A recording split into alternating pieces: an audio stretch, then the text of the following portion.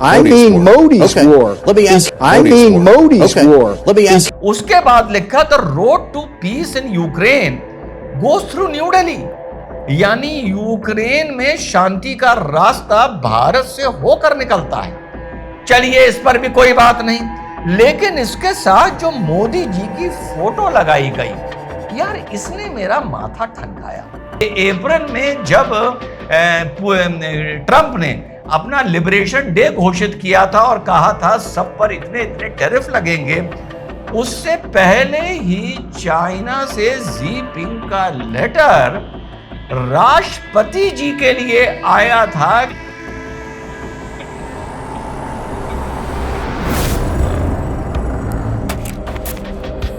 Hello नमस्कार, सत श्री अकाल, अस्सलाम वालेकुम। कैसे हैं जनाब? तो प्रधानमंत्री नरेंद्र मोदी 2 दिवसीय यात्रा के लिए जापान पहुंच गए हैं। बहुत से इसको आप एक जियो इकोनॉमिक अलायंस मान सकते हैं। बहुत से करार होने की संभावना है, जिसमें ओल्ड सेमीकंडक्टर का मैन्युफैक्चरिंग आती है, एलसीडी स्क्रीन की मैन्युफैक्चरिंग भारत में आती है, बैटरीज की आती है, और साथ साथ एआई में और अदर टेक्नोलॉजी में कोलैबोरेशन एंड कोऑपरेशन आता है।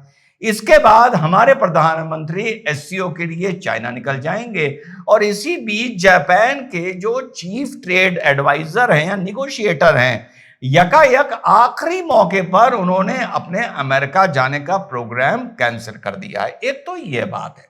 दूसरी बात यह है साथियों, आप लोग याद करेंगे कि इस मंच पे हम लोग कई दिन से ये बात कर रहे हैं, यार कुछ समझ नहीं आ रहा, यार ये मामला क्या है।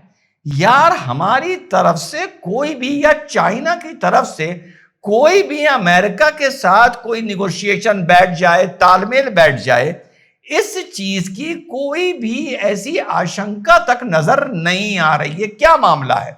मामला यह है कि ब्लूमबर्ग ने अब एक रिपोर्ट आई है ब्लूमबर्ग की कि अप्रैल में जब ट्रंप ने अपना लिबरेशन डे घोषित किया था और कहा था सब पर इतने इतने टैरिफ लगेंगे, उससे पहले ही चाइना से जिनपिंग का लेटर राष्ट्रपति जी के लिए आया था कि भारत को और चीन को आने वाले वक्त में मिलकर economically as a geo economic partners काम करना पड़ेगा, अमेरिका के बदलते हुए व्यवहार के चलते। और उसकी जानकारी फिर मोदी जी को दी गई थी। ये रिपोर्ट ब्लूमबर्ग की है, और ये बात हम लोग इसी तरह से कर रहे थे लगभग कि यार ये मैटर क्या है। ऐसा लग रहा है कि ये पहले से तैयार थे कि तू जैसे ये करेगा इस बार हम कोई तुम्हारी नहीं सुनेंगे, और सब तुमको पलटवार में उसी भाषा में या उससे ज्यादा टेढ़ी भाषा में जवाब देंगे। अब एक चिट्ठी से कुछ राज हटते नजर आ रहे हैं।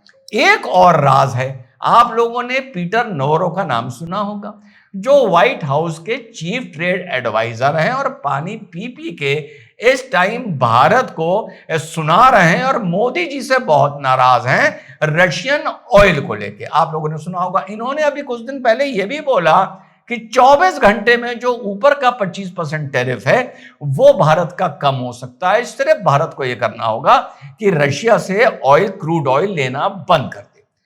उसके बाद एक इंटरव्यू में साथियों इन्होंने बोलते हुए क्या बोल दिया, और जब इंटरव्यूअर ने इनसे पूछा कि क्या मतलब है आपका, इन्होंने कहा ना, मेरा मतलब यही है जो मैं बोल रहा हूं, सुनिए। Look, it's real easy. India can get 25% off tomorrow if it stops buying Russian oil and helping to feed the war machine. Not sending. Everybody in America loses because of what India is doing. The consumers and businesses and everything lose, and workers lose because India's high tariffs cost us jobs and factories and income and higher wages. And then the taxpayers lose because we got to fund Modi's war, okay? The road to peace runs at least partly right through New Delhi. I mean Modi's war. Let me ask. जी हाँ, पहले जिस चीज को हम लोग कभी Biden war सुनते थे, कभी पुतिन वॉर सुनते थे, अब उस वॉर को एक नया नाम दे दिया गया है, मोदीज वॉर। फिर इन्होंने ही, किसने, पीटर नवोरो ने 8-9 ट्वीट किए मोदी जी को और भारत को अटैक करते हुए, और रशियन ऑयल का उल्लेख करते हुए। अब जैसे इन्होंने एक ट्वीट किया, India now exports over 1 million barrels a day in refined petroleum, more than half the volume of Russian crude imports. फिर लिखा है द प्रोसीड्स जो जाती हैं वो इंडिया की पॉलिटिकली कनेक्टेड फैमिलीज को जाती हैं। उसके बाद उन्होंने एक ट्वीट किया, here's how India Russia oil mathematics works, कि इंडिया रशिया का कैसे गणित चल रहा है। यहां से वो तेल ले रहे हैं, टैरिफ में वो अमेरिका से फायदा ले रहे हैं, तेल से वो कमा रहे हैं, कमा के वो और तेल खरीद रहे हैं। रशिया को जो फायदा हो रहा है वो वॉर को फाइनेंस कर रहा है, हमारे टैक्स पेयर का पैसा यूक्रेन की वॉर में लग रहा है। ये उन्होंने पूरा एक समझाया। चलिए यहां तक भी ठीक है। उसके बाद उन्होंने एक बताया कि भैया it doesn't stop there, India continues to buy Russian weapons, और हमसे डिमांड करता है कि हम सेंसिटिव मिलिट्री टेक्नोलॉजी इंडिया को ट्रांसफर करें। यहां तक भी ठीक है।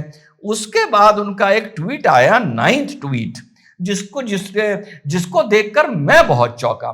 उन्होंने लिखा, the Biden administration largely look the other way. इस पागलपन को बाइडेन एडमिनिस्ट्रेशन ने नजरअंदाज किया।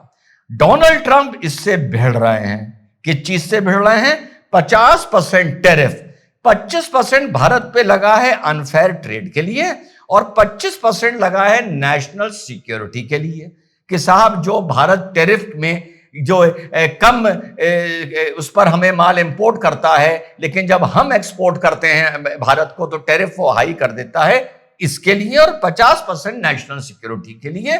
यानी जो रशिया से भारत ऑयल खरीद रहा है और जिसका खामियाजा यूरोप और अमेरिका को देना पड़ रहा है। फिर लिखा, India is the world largest democracy, और अगर भारत का स्ट्रेटेजिक पार्टनर बनना चाहता है तो इससे उसी तरीके से बिहेव करना होगा।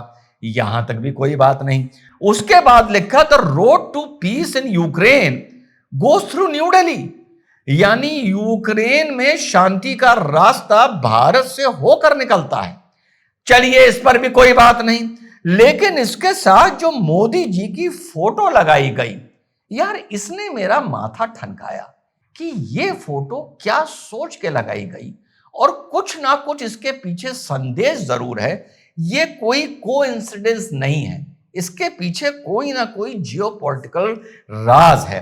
इस फोटो को लगाने का मतलब क्या है मेरे हिसाब से, और आप लोग जरूर बताइएगा आपको क्या लग रहा है। महज ये इत्तेफाक है, पहला सवाल, या जानबूझ के लगाई गई है? जानबूझ के अगर लगाई गई है तो क्या दिखाना चाह रहे हैं कि मोदी जी संत बनते हैं, मेडिटेशन कर रहे हैं, लेकिन एक इतनी बड़ी जंग को इनडायरेक्टली या डायरेक्टली फाइनेंस कर रहे हैं। इनडायरेक्टली क्यों, अब तो डायरेक्टली हो गया क्योंकि आपने इसको मोदी जंग कह दिया। क्या ये कोई मजाक उड़ाने के लिए किया गया है?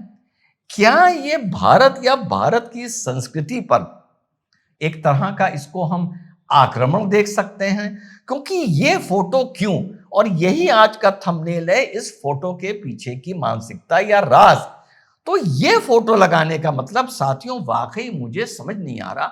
2-3 तो चीजें ऑप्शन मैंने दिए, बाकी आप लोग जरूर दीजिएगा। लेकिन लड़ाई ये जियोपॉलिटिकल जियो स्ट्रेटेजिक अब इतनी ओपन हो गई है कि इतना फटा हुआ और इतना खुला मैंने अपनी 35 साल की पढ़ाई में नहीं देखा था, जो देखने को साथियों अब नजर आ रहा है। चिट्ठी ने भी कोई राज खोल दिए हैं कि भारत और चाइना टैरिफ लगने से पहले ही जवाब देने का मन बना चुके थे। इसीलिए कोई कंसिलिएटरी बात बीच में शायद सुनने को नहीं मिल रही है।